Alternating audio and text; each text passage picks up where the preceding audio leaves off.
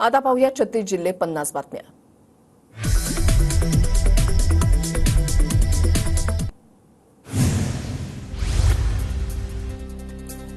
काँग्रेस विदर्भामध्ये 62 पैकी 40 पेक्षा जास्त जागांवर दावा करणार। विदर्भात काँग्रेसच्या सर्व्हेमध्ये मवियामध्ये काँग्रेसला अधिक पसंती। संभाव्य मतदारसंघामध्ये काँग्रेसच्या बैठका सुरू, सूत्रांची माहिती।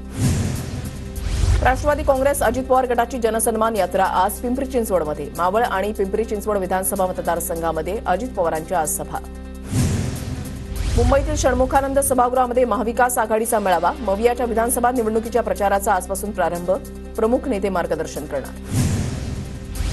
आगामी निवडणुकांच्या पार्श्वभूमीवर पुण्याच्या भोर तालुक्यामध्ये भाजपची जनआशीर्वाद यात्रा। भोर विधानसभेचे निवडणूक प्रमुख किरण दगडे 15 दिवसांच्या यात्रेमध्ये पिंजून काढतायत संपूर्ण मतदारसंघ। मुख्यमंत्री एकनाथ शिंदे आज नाशिक दौऱ्यावर। सिन्नर तालुक्यामधल्या शहापंचाळे गावामध्ये एकादशी निमित्त आयोजित अखंड हरिनाम सप्ताहाच्या कार्यक्रमाला उपस्थित राहणार। परळीमध्ये ताईंचा पराभव झाला तर फाशी घेईन असं म्हणाले। अजूनही फाशी घेतली नाही, सगळे बोगस बनवतात। बजरंग सोनवणेंचं नाव न घेता धनंजय मुंडे वाल्मिक कराडांवर निशाणा। आगामी विधानसभा निवडणुकीच्या पार्श्वभूमीवर पुण्याच्या खेड तालुक्यामधील अनेक कार्यकर्त्यांचा शिंदे गटामध्ये प्रवेश। जिल्हा प्रमुख भगवान पोखरकर यांच्या उपस्थितीमध्ये जोरदार शक्तीप्रदर्शन। माजी आमदार राजू तोडमास यांच्या शिक्षेला स्थगिती देण्यास उच्च न्यायालयाच्या नागपूर खंडपीठाचा नकार। दोष सिद्धीला स्थगिती देण्याचा अर्ज फेटाळल्यानं राजू तोडमास यांच्या निवडणूक लढण्यावर प्रश्नचिन्ह। मुख्यमंत्री एकनाथ शिंदे यांचा नाशिक जिल्ह्यामधील मुख्यमंत्री माझी लाडकी बहीण योजना आणि मुख्यमंत्री युवा कार्य प्रशिक्षण योजनेच्या लाभार्थ्यांशी प्रातिनिधिक संवाद। आतापर्यंत 80 लाख भगिनींच्या खात्यामध्ये प्रत्येकी 3000 रुपये जमा। सांगलीमध्ये आजपासून लाडकी बहीण योजनेचे पैसे महिलांच्या खात्यामध्ये जमा होण्यास सुरुवात। महिलांकडून पेढे भरवत जल्लोष, तर माहिती सरकारचेही मानले आभार। परभणीमध्ये मुख्यमंत्री लाडकी बहीण योजनेचे पैसे महिलांच्या खात्यामध्ये जमा होण्यास सुरुवात। काही महिलांच्या खात्यामध्ये 3000 रुपये जमा, महिलांकडून आनंद व्यक्त।